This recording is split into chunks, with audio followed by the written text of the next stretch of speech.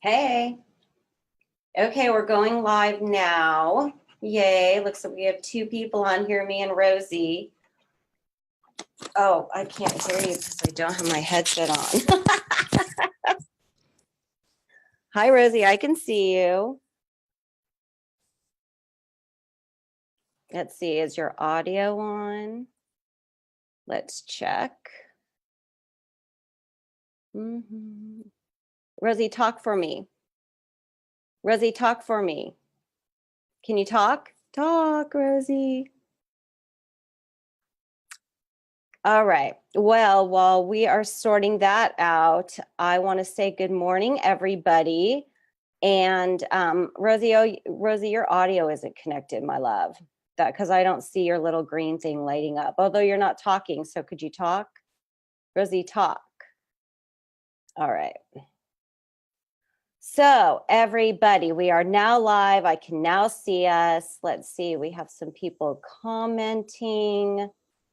Let's see what they have to say.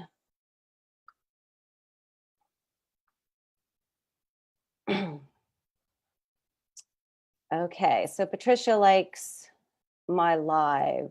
Jean likes my live. And you got good morning, hi, good morning. Okay, so can you guys hear me? Can everybody hear me? Go ahead and post a comment. Okay.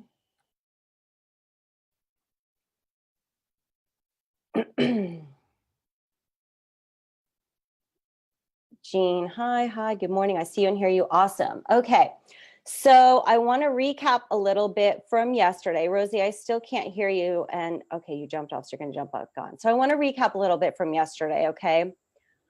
The most important thing about dating and how you feel on a date is about confidence. It's just about feeling confident. So the biggest, like I had somebody post like, oh, I need to lose some weight. And I'll tell you that if you feel confident about yourself, you don't need to lose weight. The only problem, I mean, if your doctor says you need to lose weight, if you have a health issue, I always say, like, if you have a big issue in your life, if you're in a financial crisis, if you have a health issue, if you have an addiction issue, right?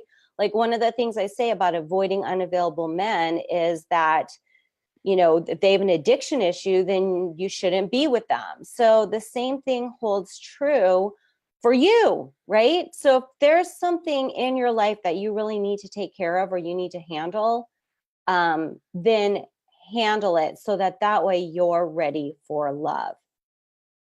So really about your appearance, it's just about, you know, what you wear that you feel great in, that you feel confident, because if you go on a date and you feel self-conscious, that's what's going to come out. All he's going to look at you and see is like somebody totally self-conscious. Okay. And actually Tam and I jumped on yesterday and we did a really quick little fun little video that I'm going to post in here under that unit.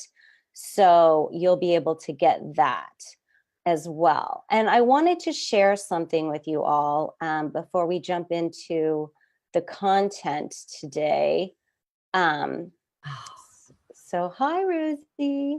Finally got I heard you. I know. You know what? It's like really fun to be able to do it live, but then there's always these little glitches. So, you know, it's like nothing's perfect, but I'm really glad you're here. So Liz, I want to show them something really quick before we jump into our content, because I want them to understand why I'm like having people come on with true love stories and why I'm sort of like making such a big deal out of this. So this will take a second and then we're going to jump into us and what you have to share with us today. So let's see. Okay. My bio. So let me show you.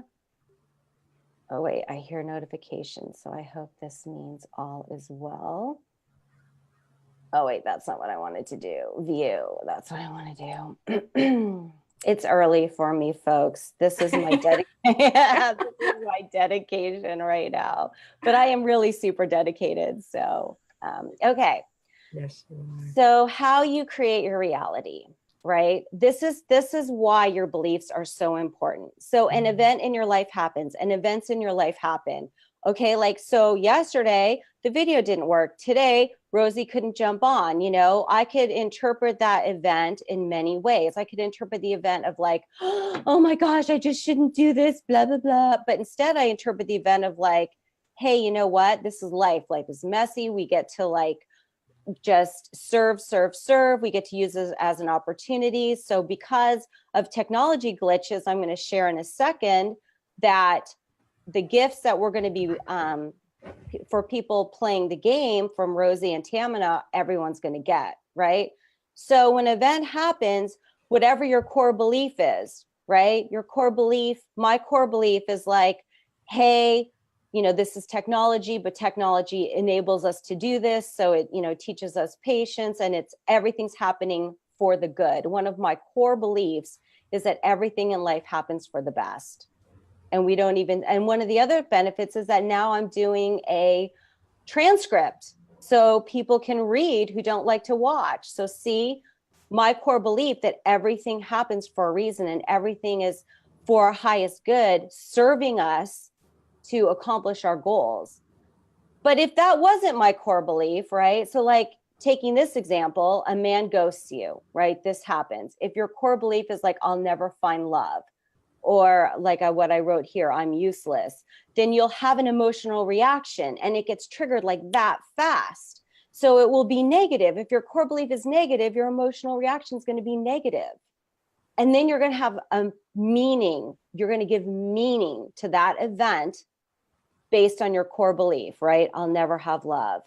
And love isn't meant for me. I'm not good enough. Oh my God, the I'm not good enough is just like predominant. And then that's going to make you take action. You're going to take action based on that. So either in this situation, you call him and you beg him back, or you cyber stalk him or whatever. Maybe a different action would be to be like, forget it, I don't want to date anymore. So by sharing these true love stories of people like Rosie, who I'm going to introduce in just one second, we're shifting your core belief by giving you evidence. There's different ways to shift your core belief. I'm not going to get into it because it's deep. But one way that you shift a core belief is you get new evidence. So what I'm giving you guys here is new evidence. I'm giving you evidence that, Tamina, single for 13 years, set in her ways, kind of, did her share of, dating and not having it work out. Rosie, abusive situation, like escaped an abusive situation. She had heard dating drama. We're going to get into that. She got into a relationship, a couple of relationships, and one particularly with a guy who wasn't the one, right? But they still found the relationship they want. And if they can, so can you. Really, it's so true. And the reason I do this work, because Rosie knows and Tamina knows, like I did business coaching for a little while.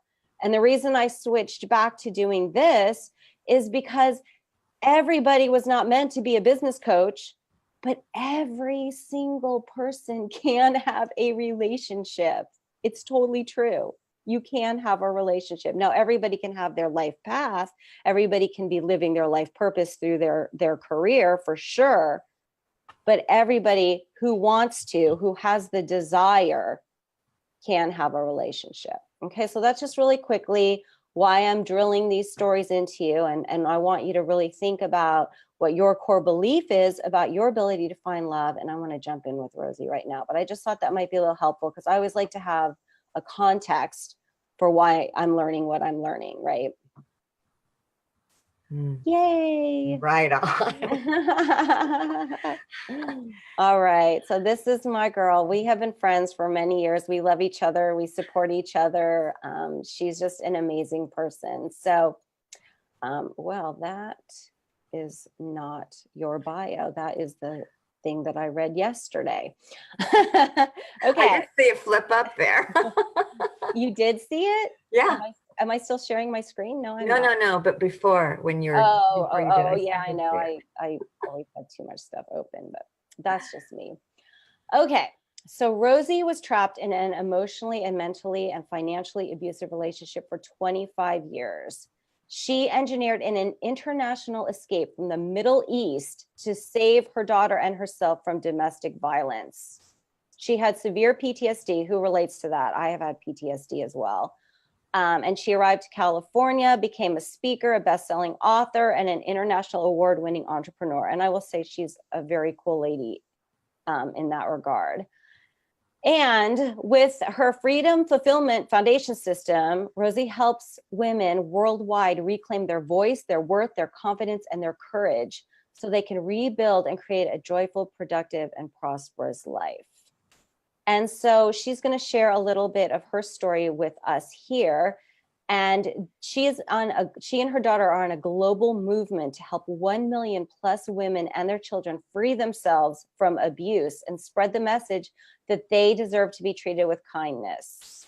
And she's in a very loving and kind relationship. So this is obviously why she's here with us today. And her gift, which I said a little bit, was going to be a participation prize, but I'm actually going to share it with everybody because in thinking about it, I just think it's really important. And somebody who has gone through abuse, who's had a traumatic past, and there's no reason that you can't do all of these challenges, by the way, but I want you to have it now, right? Mm-hmm. And this is a safe place for you to do these challenges because we're a private group, we're a supportive group. So I really, especially the taking the picture of yourself challenge, Rosie, how important is it to be seen? That's the beginning. If you can't be seen, you're never going to get into a relationship. You're never going to get out there. But it's scary. I mean, I get it. It's really scary, but we have to start shifting and getting out of our comfort zone if we really want to get what we want and that what we deserve. Right? Yeah. We got to take the action. It's us. Yeah. And I want to mention her website really fast too. It's theloveiskindnetwork.com. And I'll put this in the chat as well. So I summarized your story a little bit, but just tell us a little bit about your story. And then I want to talk about, your dating experiences and how you found love and just what you can share with the ladies here to give them some inspiration and some hope and to help them kind of recognize, because the important thing too is recognizing your true love, right? Yeah. There probably would have been a time in your life when like this guy would have come along and you would have thought he was boring or something. Just wouldn't have been the right person. So funny. But he's perfect now. Right. Yeah. Every time I hear my bio, it's just like, I can't believe that's my life kind of thing. It's kind of like an out of body experience. But, as you mentioned, my ex-husband is Lebanese, and we moved to Saudi Arabia. So we lived about half the time in Saudi Arabia and about half the time in Lebanon. And I mentioned this to you personally, but I was married for 18 years before I even knew I was in an abusive situation. I didn't have the vocabulary or the words. I mean, I knew I wasn't happy. I knew I didn't like the way he was treated, but because he kept telling me, you're not good enough. You're not a good wife. You're not a supportive wife. I know you love your daughter, but you're not a good mother. Well, it's just like, oh my God, I got to be better. So I just kept trying harder and harder and could just never make him happy, right? Never reach the goals that he wanted. And because I had moved to the Middle East, I had a great career in Silicon Valley. So I left my family, my friends, my career. I left everything. So I had no support. And it made it very difficult for me to make friends while I was there. Rosie, I want to stop you really fast because there's something super important that I want to share here. And that is that you kept trying to make yourself better. Yes. And in working with so many women over the past 10 years, and one of the things that I always have to work on with my clients is that you don't have to make yourself better. That if you're trying to be perfect, if you're trying to twist yourself into a different person for a guy, right there, that's a sign that it's not a good fit. If he's a good guy, he's actually going to go away. Yeah. So if you're like getting ghosted, it may be that you're trying to be too perfect. And the good guys are going to walk away. And the abusive guys are going to like you because they're going to know that they can abuse you, right? Yeah. Yeah, this is so true. And as we get into the second part or the third part, it changed completely. But so I have been back in the States. I'm originally from California. I've been back here 9.5 years. And I tell you, when I first was here, I couldn't stand to look at any man. And when you get on your computer and they'll just like an ad will pop up and it'll be, I'm doing some research and there's like a guy right there. And I just I wanted to run away. It's like, how can I do my research and have this guy looking at me? I was just so afraid of everything. Cars would trigger me. Like if it was a car he drove, I was constantly being triggered. And then plus managing my PTSD and depression and then managing my daughter. So it was really, I was just like a walking trauma bomb, person. It was really hard. And so the thought of, and all men were bad. I put a big pot. They were all bad. There was no man in this world that was good. That was my belief. It's like, forget, I had just written off everybody. Okay, wait, just stop for a minute. So how many of you feel like there's a bunch of bad guys out there and that there's no good men left, right? Okay, go on. Yeah. But yeah, my, he had just ground me down to nothing. So I didn't even know who I was. And by the time, we were ready to leave, my daughter and I were both on the brink of suicide. So I knew that we had to leave. And those last 4 months, while I was preparing for the escape, and I knew nothing, Pamela, about limiting beliefs. I didn't know anything about mantras. I didn't know anything about personal development. I knew nothing. However, something told me, I just kept saying, I don't need to be a martyr. I have only one life to live, and my daughter and I deserve a happy life. And I said that hundreds of times every day to get me through the guilt that I was feeling of leaving this man who was abusing. So that's like an excellent mindset reset right there. So you had your phrase when the mind chatter would start, you had your phrase. Yeah. But just say that again, because that was really my daughter and I deserve a happy and joyful life. I'm not a martyr, my daughter and I deserve a happy and joyful. And it was that word deserve, in which I used in all my sayings now. It's like, yeah, I deserve this. I don't have to. I'm not a Mother Teresa. This is, I just thought, I have one friggin' life to live. I'm going to live it. I'm not going to, no. So it's like, I'm not going to take this anymore. Not that it was ever easy. And, the reason I had to stay as long as I did, even though I was unhappy for, a long, long time, is that in the Middle East, just to give people a perspective, why don't women leave earlier? There's lots of reasons. I don't judge any woman, but in the Middle East, custody automatically goes to the father. There are no judges and custody battles. There's no battle. It's just the goes. So there was no way in heaven I would have ever done anything, anything that might have given a chance that I would have lost my daughter. And women have no rights there. So yeah, it's just and I couldn't, he could have prevented me from leaving. I mean, first of all, if you're planning to leave an abusive relationship, the first thing is you never, ever, ever tell them that you're leaving. But in this case, he could have prevented me from leaving the country. So there was lots of complications, but it's like, So how did somebody like you start dating? I mean, like with all of that, and you dated online and stuff, which is pretty brave.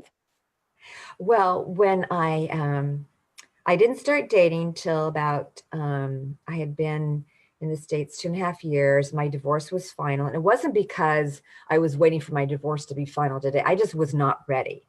And then I didn't really, I already had started my business and I saw some men, but I wasn't interested. And my friends were encouraging me. And it's like, I'm not going to date. And mind you, I want ladies to know that when I came to the United States, I was 56. So by the time I started dating, I was like 58, 59 time frame, and there was a guy I did meet at a meeting or something. And we did a little bit of stuff together, but he was like the guy who first kissed me. And I tell you, it was a strange experience. Like first of all, I thought at my age, who's going to be attracted to me? An old lady. That's what I thought. I'm an old lady. Who's going to be attracted to me? Right. And he kissed me. I go, wow. I hadn't been kissed by another man in like, I don't know, 30 years, whatever. It was weird. So I thought, oh, well, I guess I can be attracted to somebody else. That was a big aha. But I went online because I was mostly with women, and I only went on one site at a time because I really wasn't familiar with too many with others, but I went on Match, and I have to say I got good ROIs on my, I had like a 3-month thing, and then I got enough dating, that I would date. I dated one guy for a while, and he was actually I dated a bad guy the first time. He was like, it was too fast,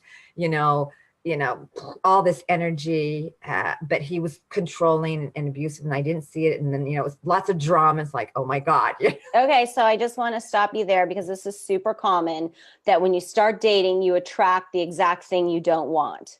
And when I explain about the manifesting, you'll know a bit more why, but this is pretty much like a phenomena that happens to everybody. So anyway, go on. Boom. Just number one. Check. Right. Got that done with. God. Learned what I needed to learn. Unfortunately, it was not the only one of that type that I dated, but then I did date a nice guy for actually a while. And he was very kind and gentle and respectful. I knew really from the get-go that it would not work, only because he just wasn't smart enough. I know you ladies, you need smart men, seriously, right? Okay, so then I want to say another common dating pattern is the good guy, he seems to have everything, but there's something missing. So then you doubt yourself for a while because you're like, well, am I just not recognizing a good guy, blah, blah, blah. But no, there truly is something there that won't work. Okay, move on. Yeah. No, this is great. Another dating pattern. Right. Yeah. I'm doing them all. check again. But you know what? The relationship was good for me because it helped me learn that there are kind men out there. And that was really important. And that's what I needed. He was very kind. And so we supported each other from that angle as well. Okay. So again, right, the universe is on your side. Everything that happens for your benefit, and every experience, like what I talked about day one, God bless the broken road, right? Like every experience is leading you to the relationship you're in now. Yeah. Go on. Yeah. And absolutely. I mean, I firmly believe that. And when I was in San Francisco, then I'm in San Diego now.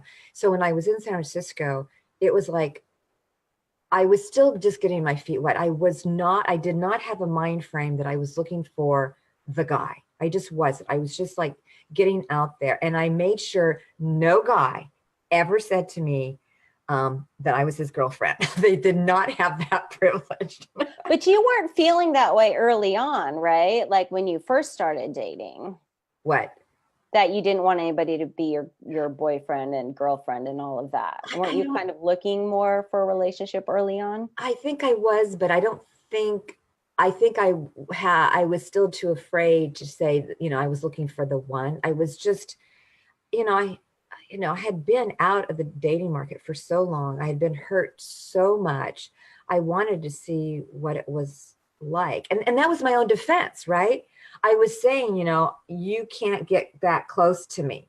I still wasn't healed enough. I still hadn't done enough work on myself, which was really key. So it was like this wall. It's like, yeah, I want to date, but you can't get too close to me. That's basically the message I was delivering. And because I felt I just needed that, Yeah. But I did, through the years, of course, I did a lot of therapy. I did a lot of personal development work. I read books, talked to relationship coaches, I did a lot of work on myself. Then when I moved to San Diego, I set the intention. Okay, now things started to shift. I go, now I'm ready to find the guy. I made that intention. So I'm really good with my intentions. Yeah. Because you take action on them. Yeah. So, and I did. Yeah. And I want to tell also is that I would say 99% of the time I went after the guy. It's just like, if I want to start dating, it's like, I'm not going to wait for them, you know? We're in the modern era. I didn't want to have that mentality. Oh, he has to come after me. You know, it's like, it just doesn't work like that in the dating world. I went after and I didn't get my ego involved, but after, he better come after And me. so by going after, you didn't do all the work in the relationship though. You just, No, I just meant that I wrote to him initially. yes. That's what I mean by going after is like I wasn't waiting for the guy to write to me. You know, Right. if I saw somebody that I looked like it might be a possible match, you know, I can't say it was always the case, but you know, for a possible match, you know, I would write to him and initiate. Yes. And I had no ego around that. Yes. And I will say that that's part of my system and my, but you know, my prize for participation. I talk about how you do that so that you find the men you like. Because one of the things I always say, and I know you're going to agree with me, is like online, they don't even know you're there. Yes, They don't know you're there. They don't even know you're online if they you don't. don't. I mean, just, you know, just to before, but just because you said that, I mean, like I was talking to my guy, he says he never saw me because they were feeding him like one woman at a time. And Yeah. I wasn't in that, you know, or hadn't come up yet, or maybe I would have never. So if I Probably had, never. I mean, yeah, you just don't know. It's a computer, right? right. Yeah. And so had I never written to him, he would have probably never seen me. Yeah. Right. Oh my So gosh, I just got chills. That is so powerful in so many ways in life. But anyway, go on. yeah. So anyway, so then I found another guy in San Diego. I think he actually reached out to me. I can't remember. I think he reached out to me, and we dated for about a year. On of course, I was breaking up with guys all the time. Again, my mo. But he also was really, really kind to me, and he really built me up. And not in a fake way. I mean, he really supported my work. He was like my cheerleader. He was like my cheerleader, and I really appreciated that. And And this is something I want to say too, is that Rosie's a smart, powerful, successful woman, an entrepreneur. And there's so many misconceptions that you can't be smart, you can't be powerful, you can't be successful. Oh, you'll intimidate a man, blah, blah, blah. But like your true love, like the quality man, like will love that about you. Go on. oh, yeah, absolutely. I mean, I couldn't be with a guy who's stupid. Sorry, but I've dated some. You know, it's just like you're just too boring for me. You're just not smart enough. Not just whatever. Um, but yeah, but his ego was just too big. He wasn't narcissistic or any of that stuff. He just had a big ego, and that's just who he was. I mean, I saw when he wrote to his daughter because he would sometimes copy me, and that was just his mannerism. But it was just too much for me. And so it took a few times and I mean, he fell in love with me. The other guy, the kind guy, fell in love with me, and it's like that's when I knew I needed to break up, and I could feel their intensity for me, and it's just like I just didn't want to keep doing that to guys. Like it's not going to work out. And then after every time I would break up with a guy, I would, you know, take time off. I would just, you know, chill out. I How went much time would you take off? well anywhere from usually at least 3 months, you know, to kind of regroup. It kind of Mhm. depends. I think when I was in San Diego it was a little bit less. So I got into OK Cupid when I was down here. I liked OK Cupid because it had all these questions, and you know I'm very analytical, so I read all the answers, and then Mhm. I got spammed on OK Cupid. But then I saw a pattern where they would answer like the same basic 5 questions, and I go, yeah, that guy's not real. You know, it's too bad people do that, but you got to be aware of it. And I think what I learned was if I got into something or got sucked into something, I was learning to get out of it faster. So I thought, yay, you know, so I wasn't being sucked in for a long time. So I kept getting better and better at getting myself out of it. Nice. And then as I was dating, again, if the guy wasn't right, it's like, this is what I think it was really good about being an entrepreneur. Like when you're you're talking to clients and they, or potential clients, and it's like, oh, well, it's not going to work out. It's like, okay, so next. Yeah, you develop a little bit of a thicker skin. And So, sometimes, and you don't take rejection as such a big thing. right. So if it wasn't a match, it's like, okay, next one, because I saw it as like, if he didn't think I was a match and he wasn't, and it's like, then it's not a match. It's just, I'm not going to go fighting for something that it's too new to know anyway. So of course I said no to plenty of men. So tell me how you met the guy you're with now. So I did some shifts before I met him.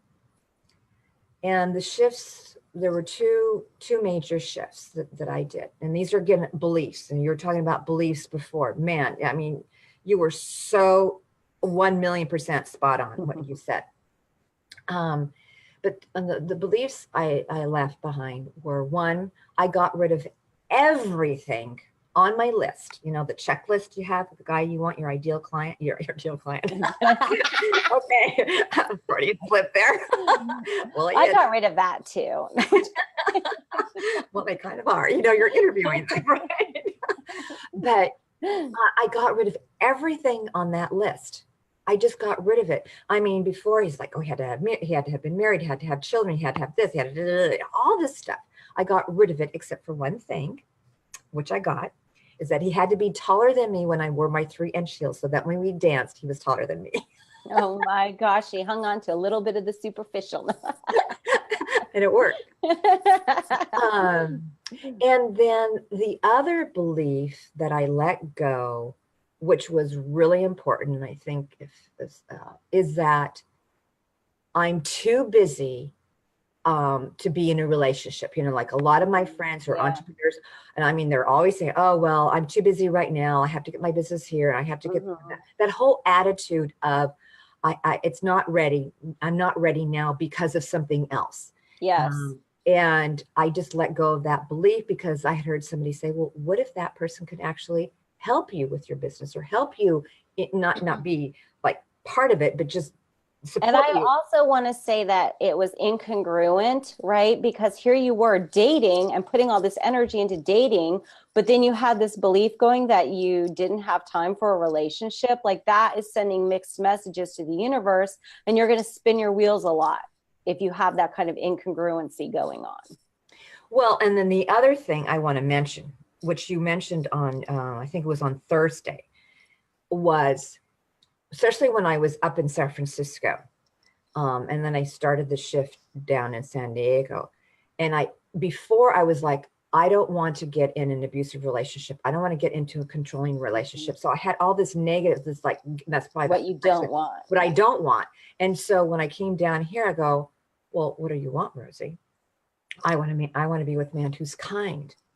I want a kind man, even though I dated that one kind guy there and the other kind guy, but it's just like, I started to really say, this is what I want. And man, everything shifted. Kind and smart, I think. Yes, kind. Well, yeah, that goes without almost saying now. I mean, it was like, yeah, for sure.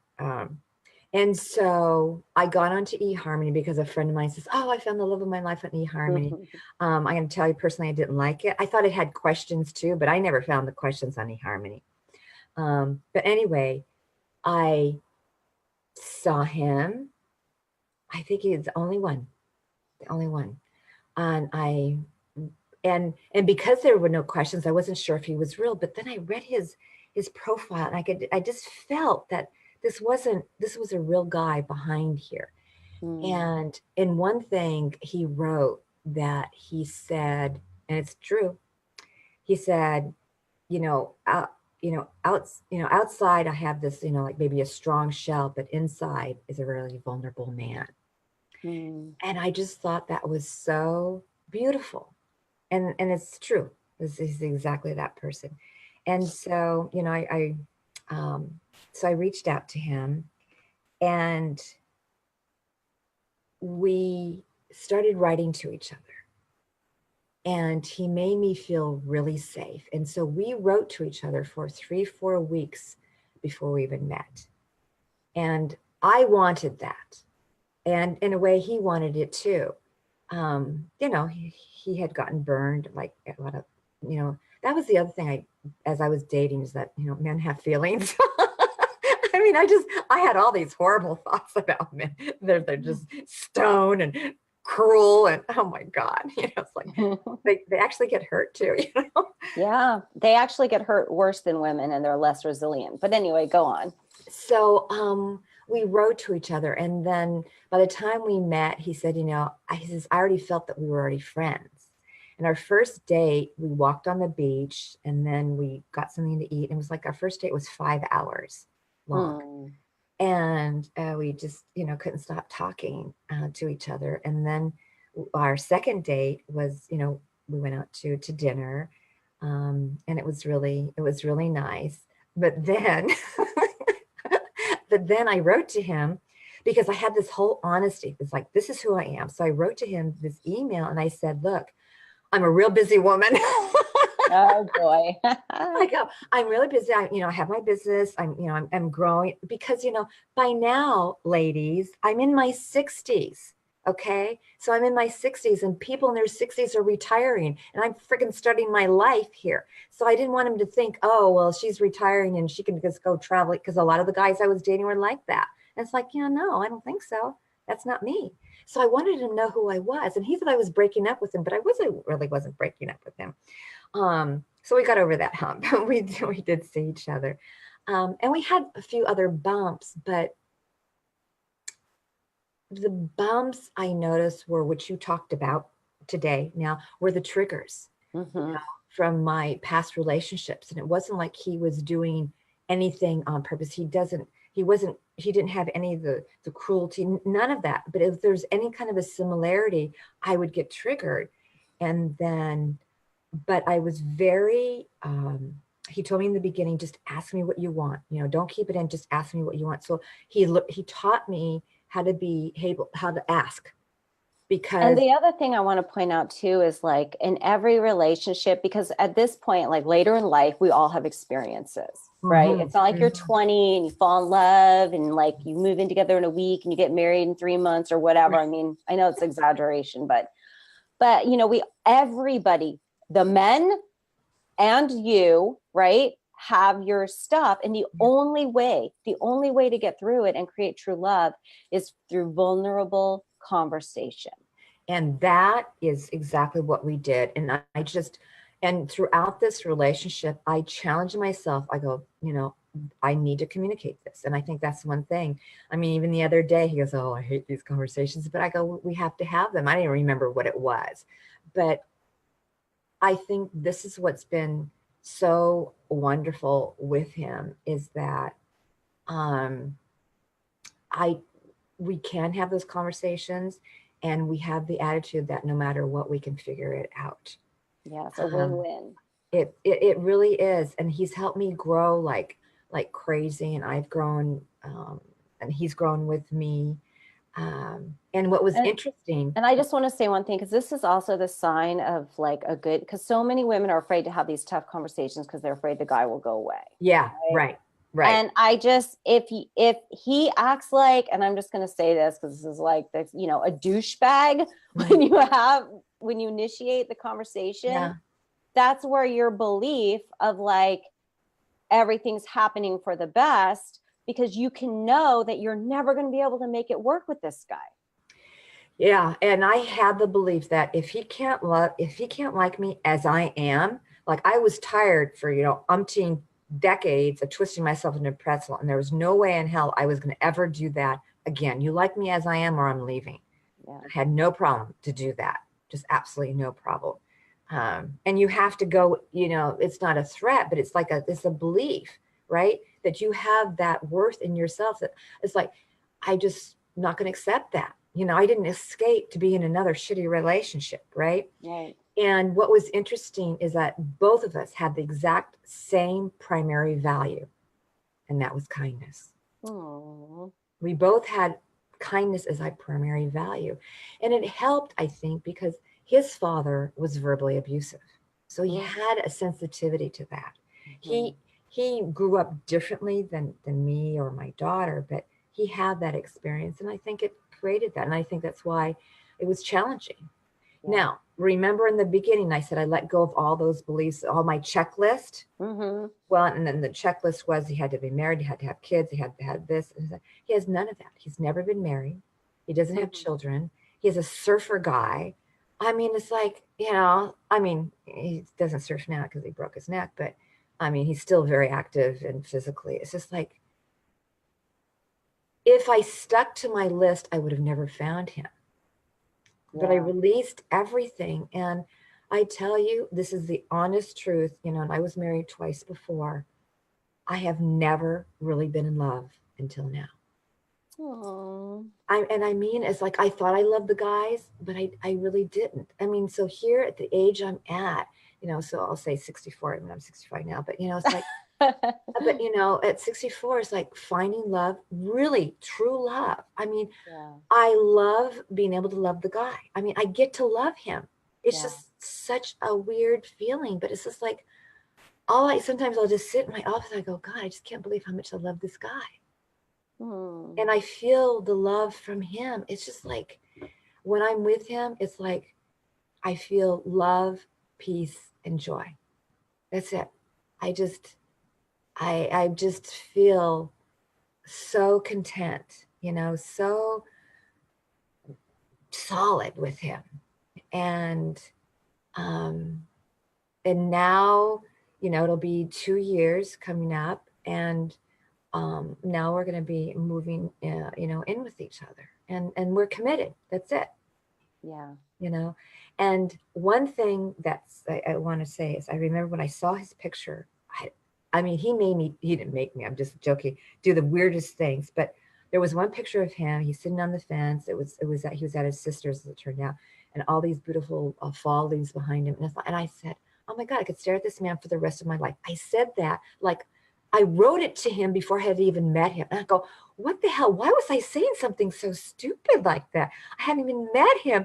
And he's probably thinking, oh my God, this woman's wacko. It's like my subconscious knew before I knew. I mean, that was weird. That was just weird. It's like, why did I write that? Okay. But see, it's good to write something about their profile that's unique. So you're actually doing a great job at online dating. Oh, was that what it was? I thought it was just being really stupid. No, that's part of the program too. No. Yeah, really. Yeah, we're gonna do silly things. But yeah. So well, that's thank you so much for sharing, because I really do.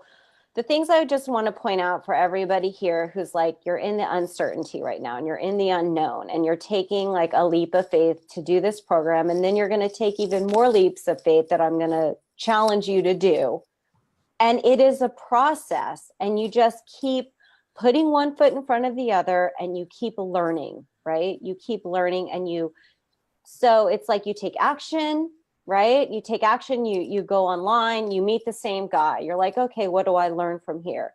You take action, you meet another guy. He's a little better than the last. What do I need to learn from this? Right. You take action again, still not the guy. What do I need to learn? But if you keep moving forward, no matter what your past, no matter what your beliefs, and you do the learning, you do the growth, and you do the action, it will happen to you.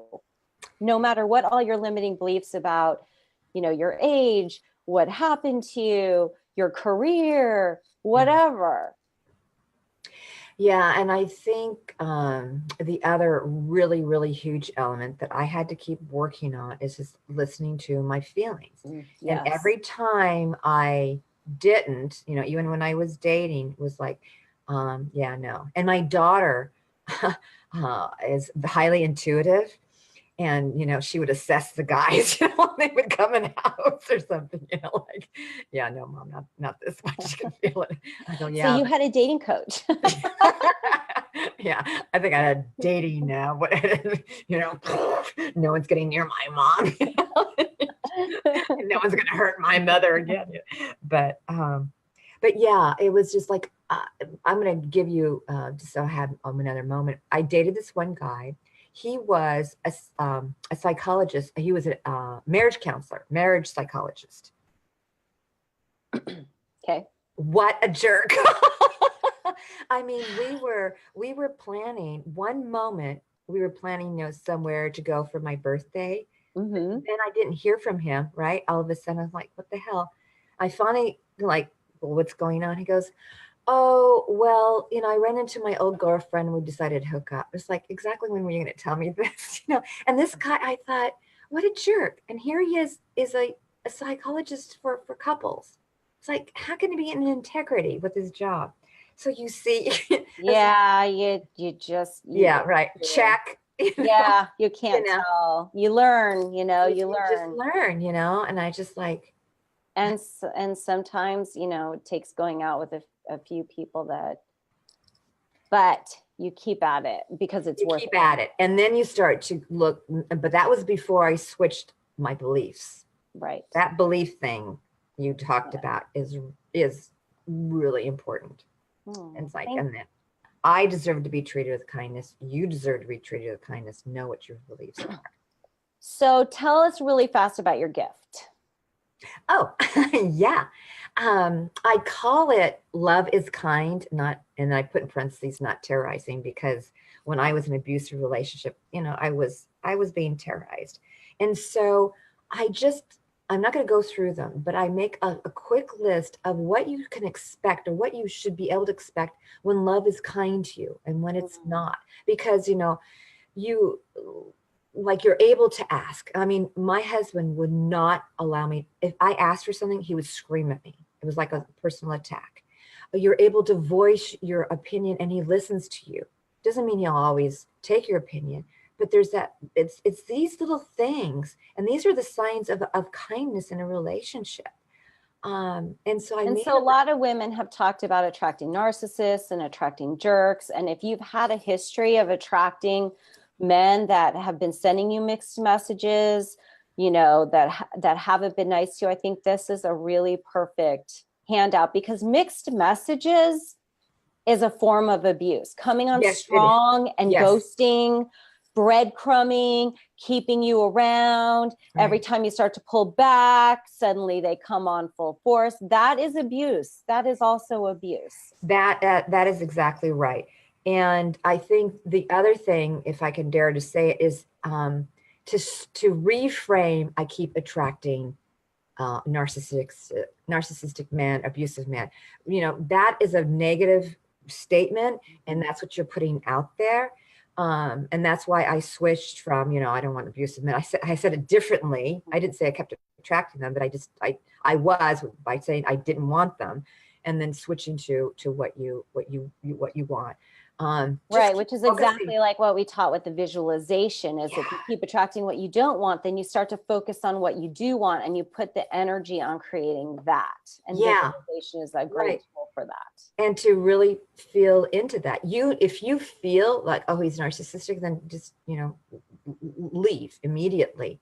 And if your focus is, I want a kind person, and then you start to feel like in your imagination, what does it feel like to be with a kind person? What does kind feel like, right? Yeah. And that list will help them. That list will help them get embodied. And it's like, oh, this is what it's like, and he's not putting me down. No put downs. I mean, this your gift. Yes. Yeah. And this one woman I had met, she told before she married the guy, she says, you insult me once, you put me down once, this is over. That was before they got married. It's over. There's no allowance for any of the behavior, not one time. Personally, I feel there's a better way to communicate that. Yeah, but she did it like that. Yeah, I'm sure. But it's okay because it's all about the energy. So yeah, and it's a list. It's just one page because I wanted to make it simple, and you can print it out. You can read it. I would just really, and I have a couple mantras in there that help me. Yeah, there's a couple mantras in there. Of course, one of them is I deserve to be treated with kindness. Yay. Just get that into your brain. And yes. Man, it's powerful. Thank you so much, Rosie. I totally appreciate it. Your story is very moving, and thank you for sharing it. I think you've given hope to a lot of women, and it's just really, I appreciate you, as you know, so much. So. Thank you. I'm glad to do it. It's just like, it's hard to believe I just did this. I was like, I am an example of what this is. I mean, that was never would have thought of that. So thank you for giving me the honor to do that. Oh, Yeah, really. all right, everybody. So I want to share the challenge for the day. And here we go. Da, da, da. That's Facebook. Pop it up. Okay. This is the Attract Your True Love Challenge. And I want you to find your own uplifting true love story. Okay. So I found Rosie for you. So I did the challenge myself. And if you noticed, I posted myself in my power outfit. That's all fun colors. So I'm doing this challenge with you guys. Okay. So find an uplifting true love story, right? So you can look it up on the internet. You can talk to somebody you know who found love. And then we have an advanced dating challenge. And that is maybe someone you don't know very well. Like I've looked on Facebook and like I always pay attention to like, I have thousands of Facebook friends, like somebody who posts like a cute picture where they look really happy. I actually just reached out to somebody. I'm like, hey, you guys look really happy. Tell me what's going on, you know? And it turns out they met later in life and blah, blah, blah. They were high school sweethearts, you know, they had a cool story. So this is really about being proactive and challenging your beliefs that it can't happen to you. Because if it can happen for Rosie, if it can happen for my random friend on Facebook, right? It can happen for you. And by taking action to reinforce this belief, then you're going to make a big shift within yourself, right? And so here's the questions that you can ask. And then we have a bonus point. So remember that there's the prize for the to do the challenges every day. And then there's the bonus prize, which is my Receiving True Love program. So you want to share your favorite true love story and why it touched you. And then if you do the advanced challenge, how you contacted this person you didn't know very well to get their true love story. Okay. So if you have any questions in the comments at Pamela Vandervoort. And again, you guys have until Valentine's Day to finish all of these challenges. So you don't have to do it today. However, the grand prize is going to the people who are the most proactive, who show up live, who post the most, who take the advanced challenges, and who are just super engaged in this program. Okay. Pamela, am I still on? Can Yes. I share one thing about that topic? Yeah. So I did that.